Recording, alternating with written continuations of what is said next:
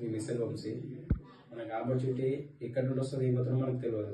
అలానే నాకు ఒక ఆపర్చునిటీ వచ్చింది ఈ మధ్యకాలంలో నాకు ఆపర్చునిటీ వచ్చేసి నేను చూసేదాన్ని. కొందరికి వచ్చేసి ఈ స్క్రీన్ టైం యాప్ అనేసి ఒక ఆసరా యాప్ అనేసి ఒక యాప్ చెప్పారు అనమాట.